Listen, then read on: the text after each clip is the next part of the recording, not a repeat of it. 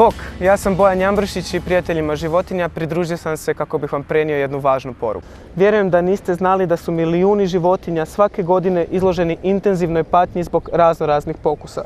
Od testiranja kozmetičkih proizvoda, sredstava za čišćenje i osobnu njegu, ispitivanja ili razvoja duhanskih proizvoda, učinaka alkohola i droga, u farmaceutske svrhe, odnosno za ispitivanje lijekova, pa čak sve do isprobavanja streljiva, ratne opreme i općih učinaka radijacije. Unatoč velikom protivljenju javnosti, životinje se nadalje iskorištavaju svake godine u laboratorijima u Europi i diljem svijeta, posebice zbog testiranja kozmetike, sredstava za čišćenje i njihovih sastojaka. To uključuje testove iritacije kože ili oka, kožnih alergija, ispitivanje otrovnosti, genetskih oštećenja i urođenih mana. Ti postupci nanose samo nepotrebnu bol i patnju životinjama, a rezultati se čak ni ne mogu interpretirati s pouzdanjem, posebice zbog načina na koji određene vrste reagiraju na određene kemikalije.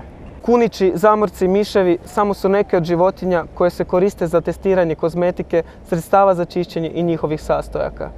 Najčešće reakcije su trzavica, povraćanje, paraliza i razne vrste krvarenja iz nosa, očiju i usne šupljine. Prilikom isprobavanja kemikalija u pokusu poznatijem kao Draize test, kunićima se kemikalija ulijeva u oči, iz užasnog bola razvijaju se krici, a rezultat pokusa je krvarenje, razjeđena rožnica i sljepoća. Kod testa kožne nadražljivosti koncentrirana kemikalija nanosi se na izbrijana leđa životinje i nekoliko dana se prate učinci. Rane su užasne, bol nepodnošljiva, a životinjama se ne daju nikakva sredstva za olakšavanje boli. Sve to nije potrebno. Tisuće sastojaka već su se pokazali sigurnima, pa povređivanje životinja da bismo dobili nove naprosto nema opravdanja. U slučajevima gdje je potrebno upotrijebiti nove sastojke, najbitnije je ulagati u nove suvremene metode testiranja bez životinja. Kako bi potrošačima omogućili da učine pravi etički izbor, prijatelji životinja sastavili su listu tvrtki koje svoje kozmetičke proizvode, sredstva za čišćenje njihove sastojke ne testiraju na životinjama. Sve ove ovdje navedene tvrtke nemaju nikakve veze sa okrutnom praksom ubijanja i mučenja životinja, a neke od njih pod znakom humanog standarda kozmetike dopuštaju godišnju reviziju kao dodatno jamstvo politike netestiranje nad životinjama.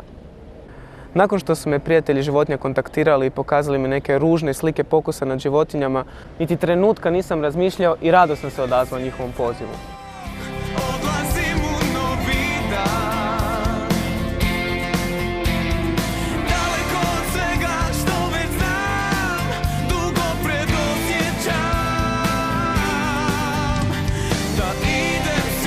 Nadam se da se niti vi nećete ubuduće dvoumiti koje proizvode kupovati.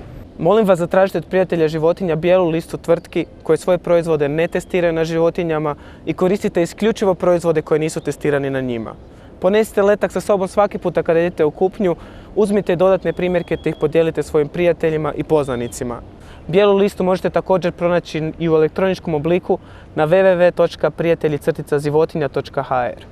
Informirajte se i educirajte i druge kako postoje proizvodi za koje životinje nisu bile testirane i mučene, te tako podržite rad prijatelja životinja i srodnih udruga koje se bore za njihova prava.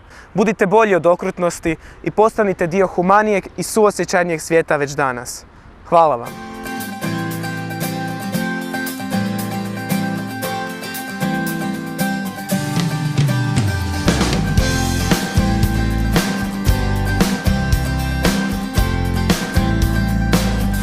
Davno sam već vidio ptice iz gnijezda, sjetom pratio, govore mi svaka zna, svako od nas je mali.